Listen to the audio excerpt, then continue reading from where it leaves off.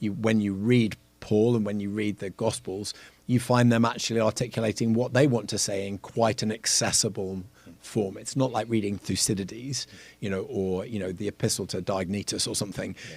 It's pretty down-home Greek with a pretty limited vocabulary, and the goal with the NIV is to achieve a similar accessibility. So for me, it was just a thrill to be involved. You're listening to the Forum Podcast, a production of Calvin Theological Seminary.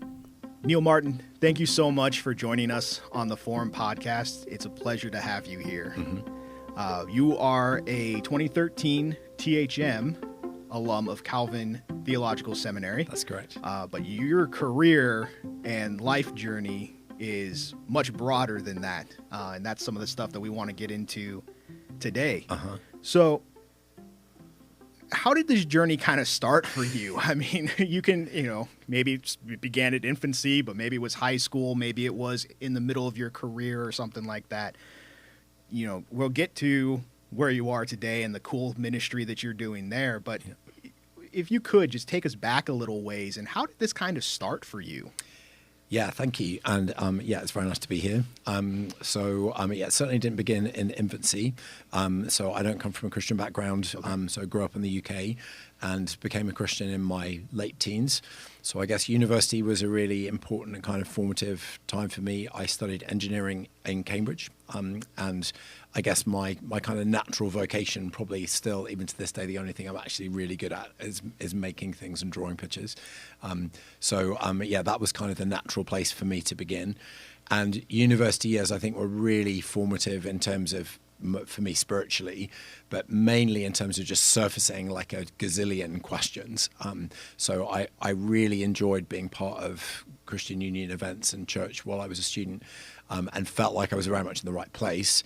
But also I felt somewhat out of place in that I wanted to ask everything about everything. And sometimes it didn't always feel like, church was a place where that was possible to do. So I had lots of questions about whether God really existed, lots of questions about whether the Bible was really true, or even if it was true, whether it was morally tolerable to believe what it said.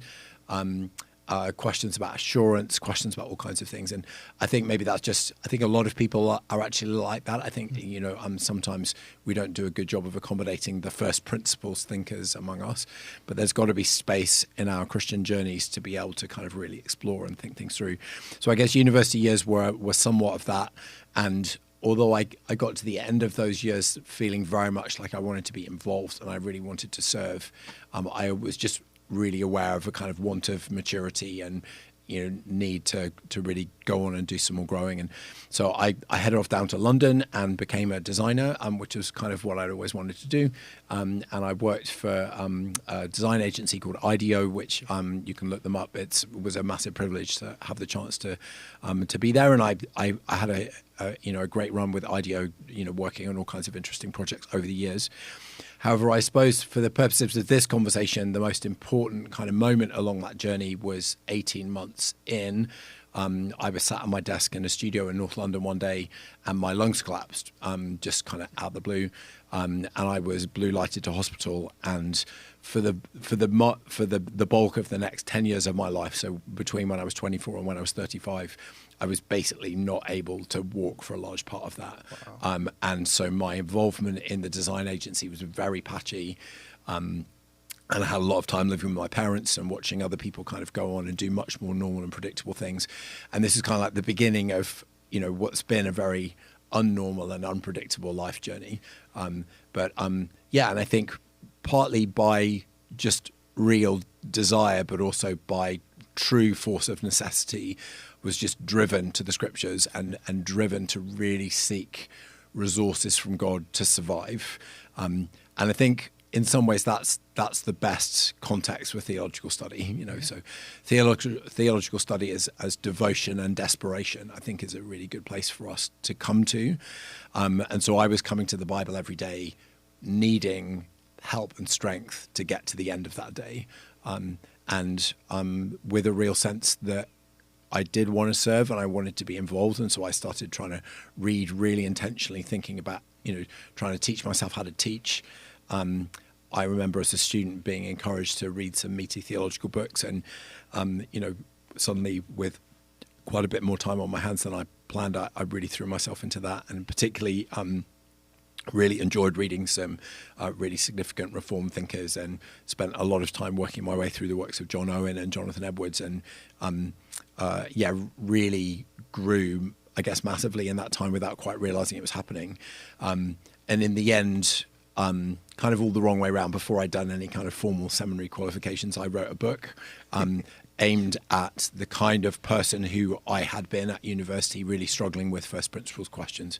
And so, that was that phase of life, I guess, kind of getting me through to being a 35-year-old with, one way or another, quite a bit of theological mileage under the wheels. Yeah, that's incredible. So just I'm making an assumption here, but was it all 10 years, like just you diving into scripture and reading it? Obviously some days are better than other days, but you were really just deep fingers in the scripture for a solid 10 years there? Yeah, I mean, I guess so. So, there were some ups and downs in the journey, and obviously I was trying to be, the company that I worked for very kindly kept my role open for me through all that time. And so when it was possible for me from a health perspective to be able to contribute, I was really keen to do that, and got some great opportunities to do that, and worked on some cool things. They kind of made a way for someone who was really quite kind of debilitated to be able to participate, and I'm always going to be grateful for that. Which is what IDEO does. Yeah. Like that's at the core of who they are. Yeah. It was a privilege to just have those kind of outlets. But for the bulk of that time, just really kind of me and an armchair and a notebook and books. And then, I met and married my wife during that time, who's a really amazing lady, Wow. someone who's willing to marry someone who, didn't really have, still doesn't actually have much to offer.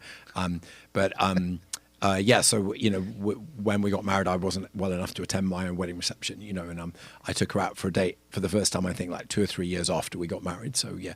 So there's a lot of things that are kind of round the wrong way in our story. But in God's providence, it was a sweet journey. I wouldn't have wished it, but I wouldn't take it away now, so. Yeah. I find it interesting as you're talking through this, is you come to theology, you come to that phase of life with a engineering, a design, how does this all work? Yeah. How does this all come together? Yeah. And your outlet and your growth is digging into scripture to figure out how this all works. Yeah. From my knowledge, Europe is very unchristian. It's just not Christianized anymore. Was there something that, was it just your own questioning, or did you have like a mentor or people that spoke into your life in university that kind of helped guide you into Christianity, or was it just like God pulling you towards him? Yeah, I mean, I think so. Europe is a very different place, certainly from Bible Belt America, and it's possible to visit and see a lot of churches and think, okay, this is a very Christian place, but it's really that's not what's going on under the surface. We're a very, very post-Christian culture, but that doesn't mean that there aren't any Christians around. Yeah. And I think what that tends to mean is that the Christians who are around are alert to the fact that they are doing something different, and they will have a good reason for doing that different thing, and will be articulate about it. So I guess just Christian, there's no kind of easy sit on the sidelines Christianity in the UK. I think if you're going to be visible as a Christian, you need to be prepared for questions, and you need to be prepared to defend your faith. And so when I was in my mid-teens, when I first, I guess, encountered Christianity, I was having a pretty tough time at, I guess, what you would call high school, with bullying and that kind of stuff. And the local church that was in the village where I was raised, that they ran a small youth club. I mean, it really was just like 3 or 4 kids. But yeah, I kind of gravitated to that as a refuge from, school being a really pretty nasty and violent environment. I think just God got a hold of me through that, there were some lovely older people in that church. It's a real testimony, actually. I mean, it's a tiny little village church, probably 50-60% of the congregation would have been over 60. And yet some of those people I still look at and I think, wow, I still want to be like that. When I'm 60, when I'm 70, I want to be like those people who just were very kind and, took me under their wing. So yeah, it was just I guess a very conventional kind of, just a being drawn towards God in the context of a local church. Yeah. You mentioned finding refuge, and so far through your story, that's a theme that I'm seeing. Is that a theme that you kind of see in your journey, in your walk with God, that you're always kind of turning to Him as a refuge? Yeah, I guess so. And I guess,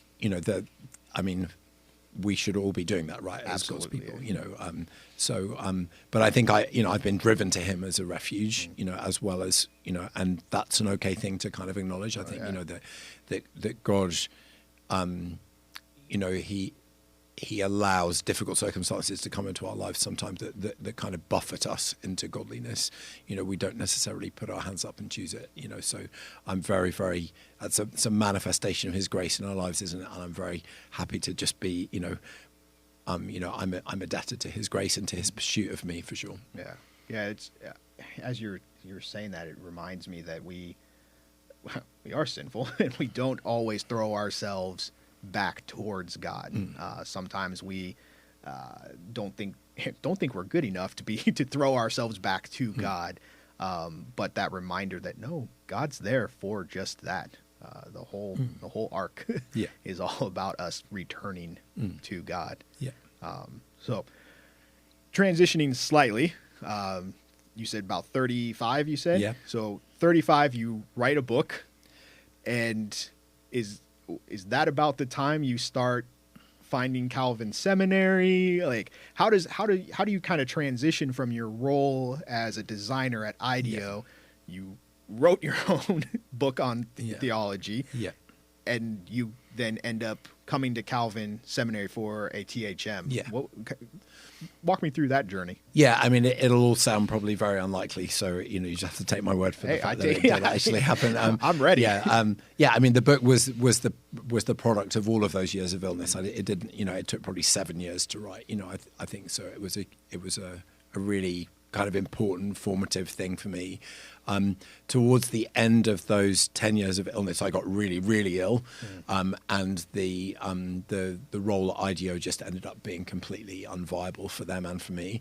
And my wife and I kind of came before God. We're just like, where are we going to go? Like, what's going to happen?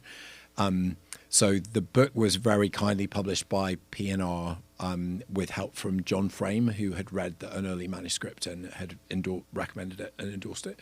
And I remember picking up the phone and speaking to him and just saying, okay, look, here's where we are. Do you have any thoughts? And he basically said, look, come to RTS Orlando, do an MDiv with us, and maybe something will open up, in terms of like, being a wheelchair professor or something. It's like, oh, well, goodness, there's no possible way that I could ever do that. And I'm also a very practical kind of person, so the idea of being a wheelchair professor sounded absolutely shocking. But there were no other games in town, and so I applied to RTS and got accepted. And then, in God's providence, almost immediately after that, I started working with a different physician who had a different approach to my situation, and he completely fixed me, alarmingly rapidly.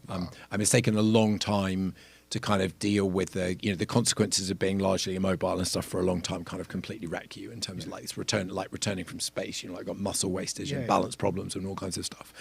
But I suddenly found myself with a place at RTS for the summer of 2009. But with 9 months to run, and suddenly with a healthy body and some design credentials and the opportunity to go freelance and try and raise some money for my seminary fees. So I put my kind of fingers in my Rolodex and tried to figure out who I knew. And I had some contacts through my IDEO world with Zondervan and HarperCollins here in town. And reached out to them, and they flew me over here to do an interview, and they ended up hiring me initially on a short-term contract just to help them do some innovative things in terms of trying to get the Bible into the hands of people who don't normally go into Christian bookstores, which was like, hallelujah, sign me up for that. Exactly where you were finding yourself. I would love to, contribute to that. So it was a great project. And with all due respect to kind of, publishing as an industry, particularly in this town, which is publishing central, it's not necessarily at the forefront of kind of innovative, ways of doing business. And there was a lot of really good stuff that I could bring from my back catalogue that could really help them. And so it looked like, everything we touched turned to gold. My little innovation team, we were doing all this cool stuff. And so they asked us to take a look at that stage, what was then the TNIV, so a version of the NIV which had kind of trying to do some initial kind of exploratory work in looking at gender language and how to handle that in a modern translation, and had really kind of attracted like a storm of controversy. And they asked me to have a look at that with my group, and we came back and recommended that they should actually have a go at updating the NIV, the main text of the NIV itself. And so they asked me to stay and to manage that. And so for basically the next 3 years, I was essentially kind of directing creatively the process that updated the NIV in 2011, working really closely with the Committee on Bible Translation and with Biblica. And it was an amazing privilege. I just think I felt like a kind of minnow among whales, that suddenly kind of launched into this world of people whose books that I had read, and around, whose sandals I was not worthy to untie. I didn't have any formal theological training at that point. So it was a massive privilege to be involved in that. A really exciting moment of watching God at work, I think, and kind of bringing comprehension and peace into a situation where there was a lot of incomprehension and a lot of discord, which was really in some ways the thing that motivated me about it the most, just wanting to see some of those things kind of healed and improved. There were moments in that, I think probably about 6 months into that project, if I look back, I had been like on my feet only for about 12 months. And I was kind of looking around myself, and I had a team of like 15 people working with me, and I had computational lexicographers in 3 countries, like kind of, doing stuff kind of at my behest and at the behest of the team. And it was just like, wow, God, you've really done an amazing thing. Yeah. So we said, no to Seminary Orlando with John Frame's consent, and stayed here, and saw the Bibles through to their release in 2011. Got very involved in Crossroads Bible Church here in Grand Rapids, and they asked me to stay on and be their associate minister. And at that point, it was then like, okay, maybe this is where we need to pick up the threads with seminary again. And so Calvin were very, very kind and kind of took, I suppose, the slightly unique circumstances that I'd come out of into consideration. They took the book and wrote me up for credit for some parts for the apologetics and some of the systematics parts of the course, which were reflected in that material. And I AP tested out of 3 or 4 courses, I think, which then left me with a THM that was actually doable alongside being, a minister in a thriving church. So I just felt in some ways for me it was the perfect combination, because I was able to have a really lively engagement with stuff in the classroom. I was very aware of the fact that after those years of reading, there were kind of pockets of quite deep knowledge, but also places where I hadn't even thought to look. And a real need to kind of associate and regularize all of those different pieces and kind of develop like a theological framework, I guess, to kind of hold the thing together. So Calvin played that role for me. And what was the THM kind of focused in? Yeah, I mean, I don't know whether the program has changed since I did it. I just remember there being a list of things you had to do to get a THM, and I just did them. Okay. The highlight for me would have been working on New Testament letters with Jeff Weimer. That was it was totally worth it just for that single course. Unbelievably inspiring in the way that Jeff brought together like a really rigorous, engaging approach to the text exegetically, but then really encouraging us that this is for the church. And so what's this going to look like as a preached message? Absolutely resonated with me. So I'm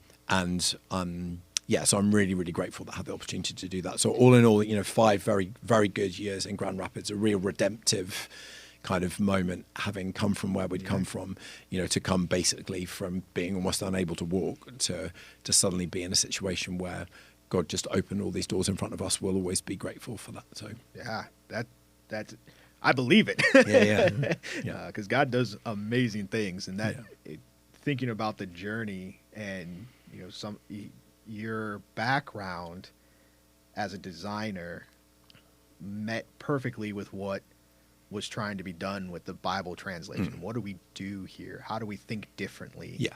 How do we apply a new method Yeah. to try to reach people and Yeah. and in some ways honor the original scripture, but make it touch people's lives in a way that makes sense to a modern age. Yeah. Yeah, and I guess, I mean, there's a kind of misconception about design. I think a lot of people, when they think about creative industries in general, they imagine a bunch of people kind of sitting around in rooms just and then suddenly waiting for inspiration to strike, and then suddenly you have the great idea and off you go. But actually, real creativity is much more considered than that. And you're often asking yourself when you face a problem, like, who else has faced this kind of problem before? In what other field has somebody else tackled the kind of issue that we face here? And I think with the Bible translation question, a lot of the problem when you're thinking about how to handle a public asset like a well-known Bible translation is, everybody's got an opinion about the way in which the different pieces of it should be handled. The way that the debate was handled about gender language was in some ways very understandable, but also very unhelpful in that everyone would say, oh, well, I heard President so-and-so use, he to refer to a mixed audience, and then, well, I heard somebody else use X, Y, and Z. And it becomes like my anecdote's bigger than your anecdote. It's very easy to end up squabbling over that kind of stuff. So the designer in me was like, well, surely we can't be the only people in the world who ever had to deal with a problem like this. And the reference point came ultimately from dictionaries. So it's really interesting when you start thinking about dictionary production. It used to be the case like 20, 30 years ago that that's exactly how those questions, what new words should go in, what old words should go out, were settled in exactly the same anecdotal way. I just hear a lot of people using the word X, we should include it. Or I haven't heard someone use this for a long time, maybe we should exclude it. But through the kind of 80s and 90s, you get the emergence of this field of computational lexicography where you can actually quantify some of that stuff. And you can watch by sampling data that's coming from books and from newspapers and from radio broadcasts. You can watch the emergence of new words. And you can also watch the decline of words. And you can put some actual meat behind the bones of your instinct. So when the word blog first entered the Oxford Concise English Dictionary, in the 12 months before that, you can literally watch on a graph the emergence of the word from zero to like becoming really popular. And that then you can kind of say, well, what's the outright number of citations or the rate of increase we need to define, we need to set in order to say this is significantly culturally important, that people need to have a definition for this. So I suppose the big breakthrough moment with the Bible in some ways was to say, look, can we bring a similar level of objectivity to what we're thinking about with gender language in scripture? Can we look at the way that people talk and speak and think about the way that they use gender referring pronouns and so on? And what was beautiful about doing that was partly, it was very technically difficult to do. And actually the very first thing that emerged from that project was a piece of work at a computational lexicography conference, like looking at a piece of code that basically was, how do you extract this kind of complicated data? But what was really sweet about it is it gave people a mechanism around which they could agree. So it's a whole different thing, when someone says to you, okay, if Jesus says the phrase, if blank sins against you, forgive blank 70 times, like how would you fill in the gaps? And it turns out that in modern contemporary American English usage, about 85% of people would say, if someone sins against you, forgive them 70 times. Well, that kind of makes no grammatical sense in that you've got an apparent singular being referred to by an apparent plural. But understanding this is the way that grammar works. Grammar is always a kind of descriptive rather than prescriptive business.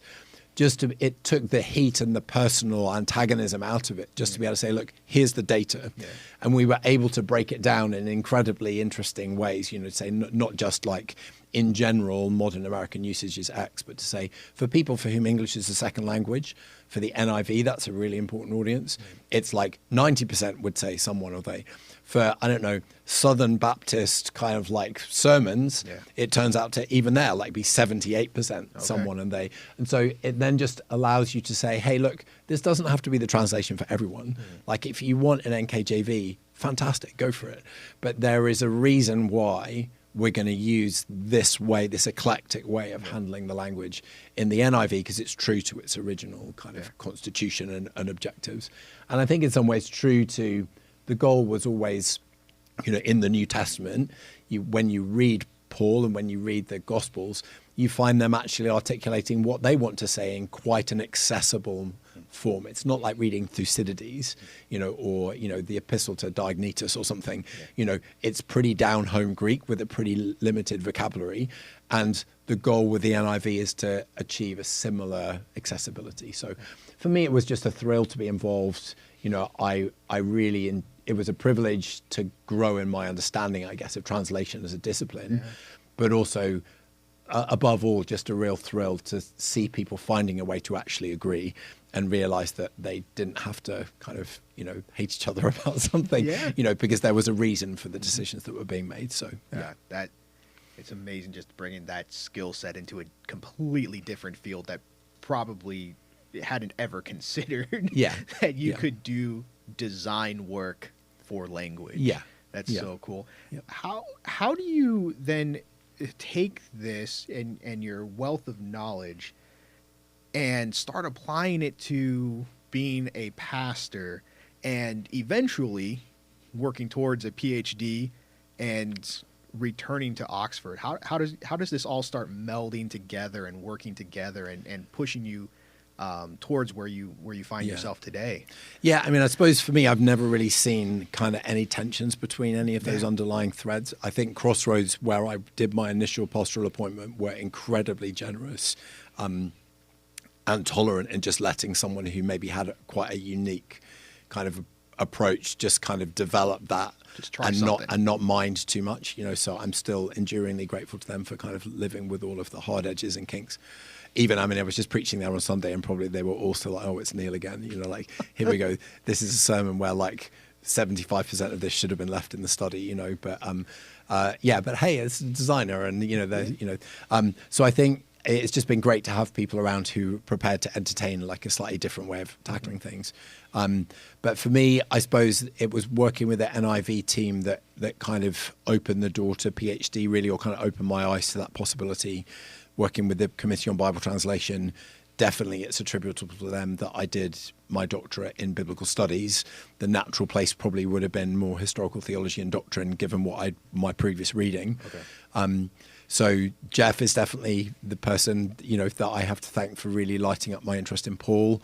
And I'm a designer. I had 15 different doctoral thesis ideas I would have liked to have pursued. But the one that kind of rose to the top was working on Galatians and a kind of unexplored question in that letter, which I remember very vividly kind of coming the question that I wrote on basically was almost fully formed as a classroom question just down the hallway here in one of Jeff's lectures. I think both of us remember that moment of kind of wow, here's a moment of kind of clarity. And then he was very generous, and Mary as well helped me very much just to kind of get the necessary miles on the clock during the MTS, beginning to research and think through the questions so that I was in a position to put together a good proposal. So I went back to Oxford in 2014, was very fortunate to get admitted straight onto the doctorate there, and did that part-time, serving in a church context at the same time. So there's always been this desire to blend academic and pastoral together. And then I guess just over the years, it's 12 years now since I went back, I've ended up in a situation where I'm living this kind of three-hatted life now, where I have a church ministry role, I have a charity role, and then I have an academic role as well.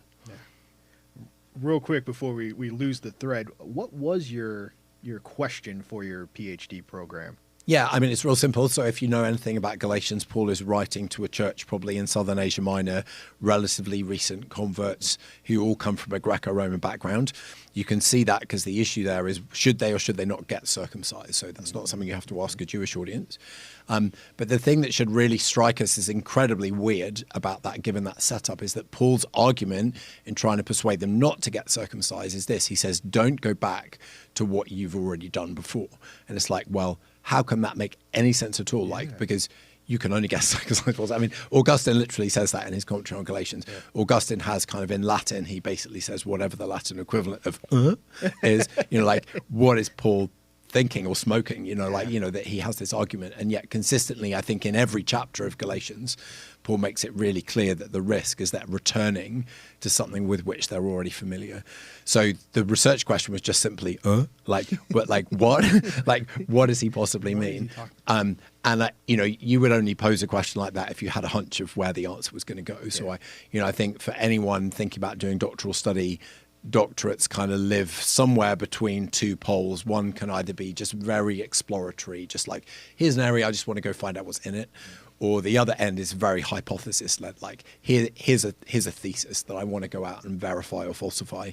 Mine was very much the latter, and so I basically had kind of like 3 or 4 years of kind of Sherlock Holmes style, like chasing an insight, like chasing a theory. And it was absolutely fabulous, and I felt very fortunate to have a hunch that proved to be verifiable in the text. And not everyone would agree with, I guess, where I came out, but it was very, very satisfying.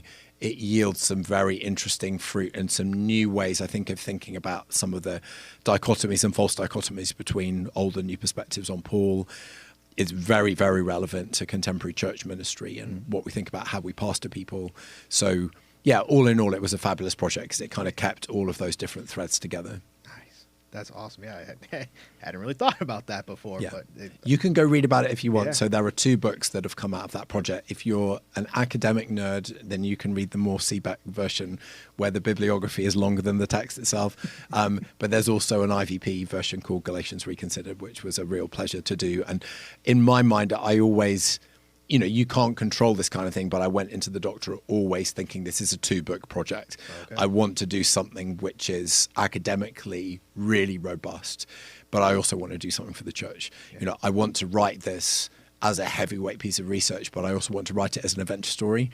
And so the IVP book is the adventure story version. Yeah, which again kind of blends who you are as a person too. You want something. When you were asking questions, you needed something approachable that people could get into and start learning. But then you also have your engineering, your designer, your really detailed, oriented. This is why this answers the question. Yeah, and I also think so. That's exciting for me from a kind of personal interest perspective, but I also think that's the need of the moment. So I think if you, I live and work in a very kind of secular context, and I think it's very easy for Christians and Christian arguments to just be kind of flicked away on the basis that they're just insubstantial, that you just haven't really thought about it. And so I think it's very important for people, not for everyone maybe, but for there to be some people in Christian ministry who are really drilling something down absolutely to the foundations academically and are able to do things which can withstand secular scrutiny. So, yeah, I think that's an important part of what the doctoral students among us are called to be and do, not just to pursue the particular questions we have, but to kind of, as a collective effort, present a kind of apologetic for the rationality and integrity of Christian thought. Yeah. And you said, some are going to do this and some others are going to do other things. When you think about the opportunity, what kind of advice could you give to somebody who is maybe thinking about doing the THM level, PhD level, that just maybe they're not quite sure that that's the right direction for them, or maybe they do have that question already ready to go. What advice could you give those people? Yeah, I think probably the most important piece of advice was a piece of advice I was given by my own doctoral supervisor. I think you've got to love it. So I think it's not something that you should do just for the kind of like the glittering prize of having the creds that go with a doctorate or whatever. Partly because just the landscape in terms of the employability of someone who has a doctorate is probably less than the person who doesn't now. So you will emerge overqualified for the most of the roles that you would have previously got, but now competing with 750 other people for the roles that you now are credentialed for. Wow. So I think you've got to love it for its own sake, and for God's sake. If you've got a project which you feel is really going to light you up as a Christian, if you feel that it's something that can really contribute to the growth and work of God's kingdom, then that's got, for me, the makings of a really good doctorate. Yeah, I think there's got to be that underlying passion. Yeah. And from what I hear, because I have not done that level of work yet, we'll see. But that also helps with sticking with it, because that's what I hear is that being able to persevere in that program is one of the hardest things to do. It's not necessarily the research, but it's sticking with it, staying with the question, doing the work to get it done. Yeah. You got to love it. Yeah. I mean, I think a doctorate is just a completely different animal from anything that you will do at an earlier stage in your academic journey. And I think a doctorate finds everybody out. So nobody brings the complete set of skills that you need to get to the finish line to one of those programs, if it's a good one, I remember being super intimidated when I arrived in Oxford. I'd sit in these Greek reading groups, and we'd be reading around the table some incredibly advanced second century text, and I'd done well in my Greek at seminary, but I literally, by the time the ball came to me, I literally couldn't tell you what my own name was, let alone what the Greek was. It's just so intimidating.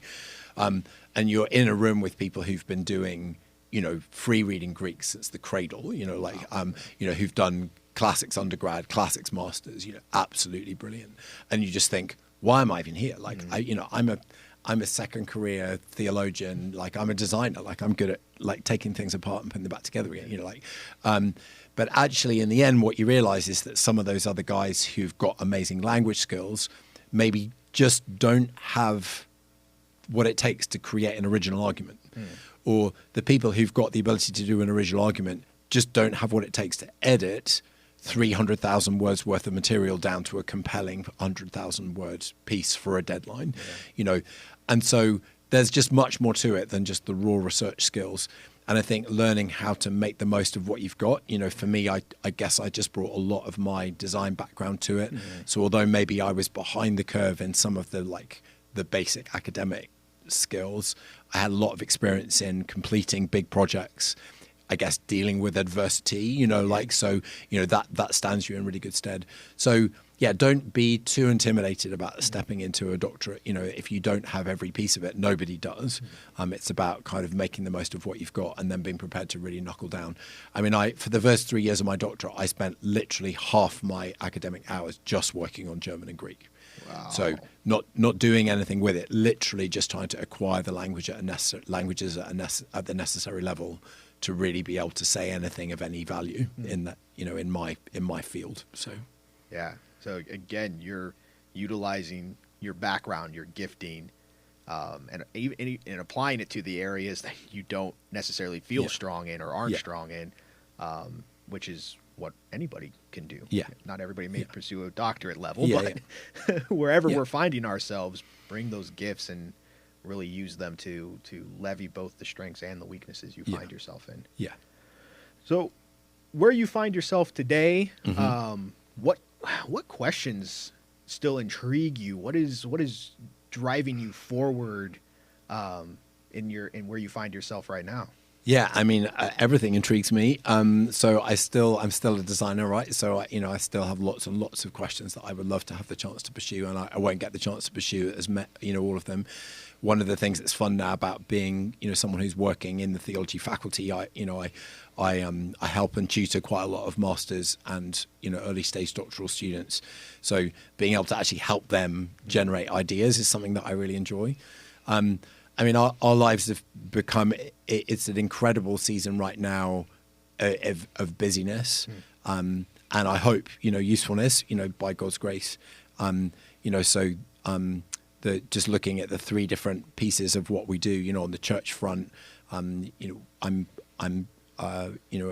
associate minister in a growing Presbyterian church plant in the centre of Oxford. By God's grace, we have been entrusted with a building literally in the very centre of the city. And in UK terms, that's really important. You wouldn't want a building right in the very centre of Grand Rapids because that's not where people are. Yeah. But in Oxford, the entire life of the university revolves around and is contained within an area that's about 3/4 of a mile wide. And none of the students will ever leave it. None of them have cars. They're working 60, 70-hour academic weeks. So serving them is like being a special forces chaplain. If you're not with them, you are nowhere. So being in the centre is an amazing gift. it never looked like it would ever happen. You know, Yeah. the entire centre of the city is owned by the university or by the city council. And, you know, typical little church plant has zero resources, and we started with, like, you know, 2 families and a dog kind of thing. And yet, by God's grace, we've been entrusted with this building, which has a massive historical legacy in 20th century evangelicalism. It's a building where the Christian Union used to meet. C.S. Lewis preached there, Martin Lloyd-Jones, John Stott, Francis Schaeffer, Dick Lucas, you know, you name it. You know, they all preached in that building. Hundreds of people were converted there. And yet in the late 1980s, it was lost. It became a community centre. Then it became a restaurant. And those buildings never come back. You know, we're losing hundreds of church buildings every year in the UK. I'm aware of only 2 or 3 that have ever been restored, that have ever been recovered for the gospel. And ours, by God's grace, is one of them. Wow. So, you know, we're trying as best we can with God's help to steward a growing and vibrant congregation. We have, you know, it's a real mix of families and townsfolk and students. And we're very excited to see what God's doing. So that's keeping me out of mischief. We're in the middle of a massive restoration project of that space. You know, when we inherited it back from the restaurant, it was a wreck. You know, we could see the sky through the ceiling. There was water running down the walls, rotten food in the fridges in the basement. You know, we were only able to use initially about 1/3 of the original floor area because it was so wrecked. We're in the process of putting all of that back. And so, to be honest, over the last year and a half, I feel like I've been channeling my kind of executive pastor, business manager kind of side more than my, you know, teaching minister kind of, you know, side. I hope to, you know, set that balance back in time. So that's on the church side. And then while we've been in Oxford, I guess I've just realised, you know, there's more to being a doctoral student than just studying Paul and having a great time. You know, being a student comes with real opportunities and responsibilities. Doctoral and master's students have incredible opportunities in British universities, at least, to serve as mentors and encouragers to undergrads who are going through sometimes some very demanding and secular programs. Our theologians in Oxford, you know, if you come to Oxford to read theology expecting it to be 3 years of Bible study, you're much mistaken. You know, you're going to be very, very challenged and shaken. And having a few older students who've been through that process, who know what it looks like, and who can, just by kind of their existence, you know, give the lie to the idea that it's not possible to be, you know, an intellectually engaged, you know, degree holding theologian. There's massive scope there for encouragement. And so we've just tried to take that responsibility really seriously. And that's led to the creation of this charity called Be Less, which is basically trying to federate together masters and doctoral students in different subject areas, not just theology students by any means, to serve as encouragers and mentors among undergrads. So I now have a team of 16 scholars working with me in 3 different universities in Oxford, Cambridge and Durham, trying to support undergrads across multiple disciplines. So that's really exciting. That's growing real fast. And then the third area is the academic area as well. So, when I finished my doctorate, I served initially half-time as a tutor at London Seminary, as a New Testament tutor. And then I've basically been given the freedom to come back and do like a part-time, long-running postdoc project in Oxford and teach in the faculty. So the last term I've been teaching the introductory class in New Testament to our Oxford undergrads, which has been a lot of fun.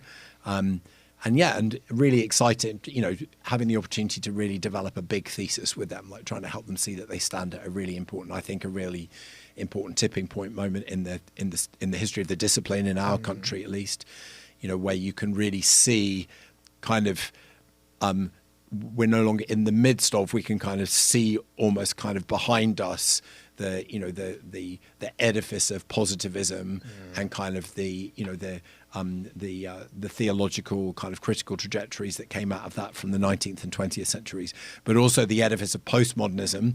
And we can see the strengths of both these things, but we can also see kind of some of the unhelpful places to which they lead when they're seen as kind of ends to themselves. And my challenge to my students has been, okay, well, let's build a different way, you know, something that's humbler and something that really allows us to actually respectfully engage with the text as it's come to us, and respect the thought and the intent of the authors, but without, getting carried away with ourselves and imagining we can completely recreate their worlds or their communities as New Testament scholars are apt to do. So it's been really fun to have the chance to kind of craft that big thesis. But at the same time, these days, actually one of the original doctoral thesis ideas I'm now kind of doing is a long-running postdoc project. So I'm working on Luke and his familiarity with and then use of the Old Testament as it manifests itself in Luke and Acts.